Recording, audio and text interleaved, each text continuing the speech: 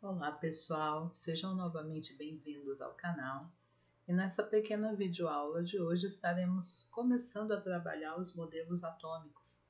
E antes, de nos aprofundarmos nesses modelos, nós iremos procurar trabalhar um pouquinho a questão dos mitos, a teoria dos 4 elementos, o atomismo grego e o modelo atômico de Dalton. Vamos lá? Bom, na antiguidade prevaleceu a explicação mitológica da natureza. O que seria essa explicação mitológica?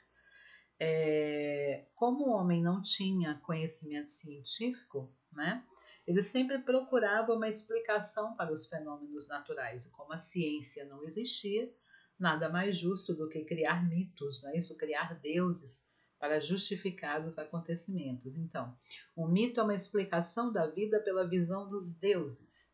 São histórias transmitidas oralmente de geração a geração e nesse processo são adaptadas, modificadas e reformuladas.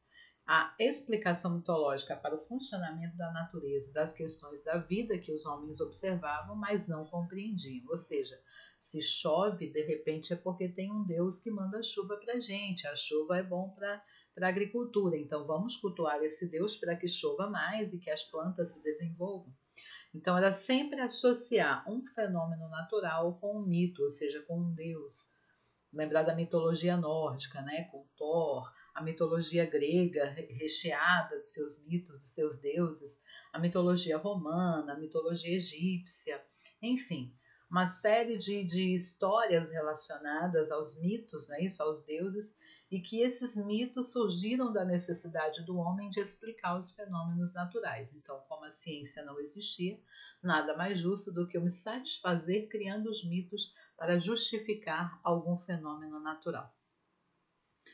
E em cima ainda desse contexto mitológico surgiu a teoria dos 4 elementos.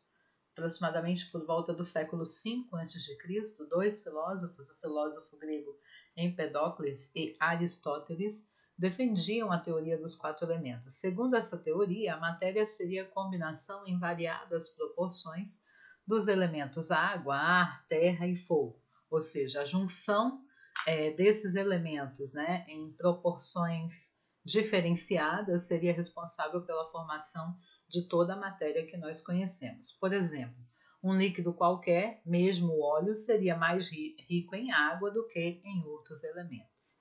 Então, a junção da água, do ar, da terra e do fogo em diferentes combinações, diferentes proporções, seria responsável aí pela formação de toda a matéria que nós conhecemos. Essa ficou conhecida como a teoria dos 4 elementos. Foi muito difundida, muito aceita em sua época e prevaleceu por boa parte da Idade Média. Então você imagina, no nosso organismo, onde que esses elementos poderiam entrar? De repente eu estou lá na Grécia Antiga e eu fico curiosa acerca do que esses filósofos falam acerca da teoria dos 4 elementos. Então, nós atualmente sabemos que boa parte do nosso organismo, 65%, é constituído por água. Nós precisamos do ar para obter o oxigênio, a qual é fonte de energia para nós. A terra já é mais difícil, Não comemos terra, mas comemos plantas que são cultivadas na terra. E o fogo seria o próprio calor emanado do nosso organismo. Então, era dessa forma que os gregos explicavam a combinação aí desses 4 elementos na composição do nosso organismo e também de outros materiais, tá? Então, essa é a teoria dos 4 elementos. Ainda nesse mesmo período, por volta aí dos séculos IV e século V a.C., vem o atomismo grego. Então, surge agora o conceito de átomo. Quando o filósofo grego Leucipo afirmou que a matéria é descontínua, formada por partículas discretas, indivisíveis, ou seja, que não podem ser divididas, e invisíveis, ou seja, não são visíveis a olho nu. E aí Demócrito, nesse mesmo período, um outro filósofo grego, que era discípulo de Leucipo, batizou, deu nome a essas partículas de átomo. A palavra átomo no grego significa indivisível, ou seja, aquilo que não pode ser dividido. Então, para Leucipo e Demócrito, se a matéria fosse dividida em partes cada vez menores, iria chegar numa partícula em que essa matéria não poderia mais ser dividida. Essa menor partícula é chamada de átomo, tá bom? De acordo com esses filósofos, esse átomo não poderia ser dividido em partes menores porque, caso contrário, a matéria deixaria de existir. É a concepção da época. A ideia de átomo na antiguidade já era uma revolução e tanto. Como é que alguém chega e propõe que toda a matéria que nós conhecemos é formada pela junção de partículas incrivelmente pequenas que não são visíveis a olho nu, e essas partículas são indivisíveis, ou seja, não podem ser divididas em partes menores. Então esse é o atomismo grego, né? A ideia de átomo surgiu ainda lá na Grécia Antiga. E aí chegamos já na Era Moderna, no século XIX. As ideias de Demócrito permaneceram inalteradas por aproximadamente 2.200 anos. Porque logo após o período da Antiguidade, né, isso como eu falei para vocês, no período da Antiguidade, a teoria dos 4 elementos foi mais aceita do que a teoria do atomismo grego. Então, a teoria dos 4 elementos ela prevaleceu e ela foi usada, inclusive, na Idade Média, até mesmo pela própria Igreja, para difundir aí do que era constituída a matéria. E na Idade Média, como nós bem lembramos em história, a ciência evoluiu pouco porque havia perseguição religiosa, a igreja era o centro de tudo nesse período. Então a ciência teve muita dificuldade para avançar nesse período. Já no século XIX, né, o auge aí da Revolução Industrial, que também a gente já estudou em história, a ciência ela ressurge, né? Ela como uma fênix, ela ressurge das cinzas. E aí no ano de 1808, aproximadamente, o cientista inglês John Dalton, ele retomou a ideia do atomismo grego, né? Cerca de 2.200 anos após Demócrito e Leucipo propor que a matéria seria formada pela junção de minúsculas partículas, às quais eles deram o nome de átomo. Então, Dalton vem e ressuscita essa ideia. E fazendo as suas experiências, né, baseada em várias reações químicas, pesagens minuciosas dessas substâncias, ele chegou à conclusão de que os átomos realmente existiam e que possuíam algumas características. E aí ele concluiu que toda a matéria é formada por diminutas partículas esféricas, maciças, neutras, indivisíveis, chamadas de átomos. Esféricas, não é isso? Ou arredondadas, diferenciando aí, Dalton acreditava que a diferença era só no tamanho, né? Algumas esferas seriam menores, outras maiores e assim sucessivamente. Maciça, uma estrutura maciça é uma coisa compacta, que não tem espaços, né? Como uma bola de bilhar, por exemplo, que é a bola de sinuca, é uma estrutura maciça. Neutra, ou seja, a carga elétrica neutralizada, né? Nem positivo nem negativo. Aliás, Dalton não considerou a natureza elétrica do átomo. Indivisíveis, né? O átomo continua sendo indivisível de acordo com o modelo proposto por Dalton. E existe um número finito de tipos de átomos na natureza.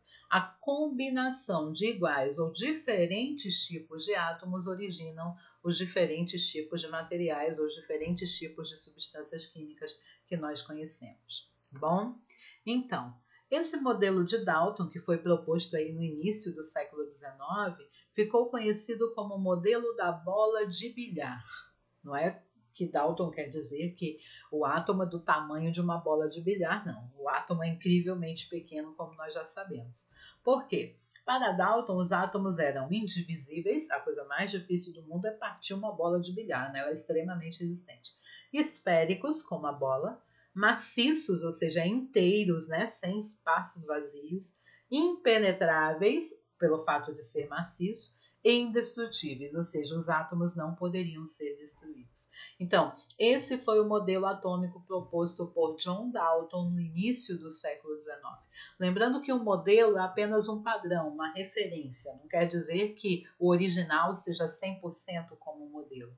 Se um engenheiro e um arquiteto constroem a maquete de um edifício, essa maquete é um modelo do edifício que será futuramente.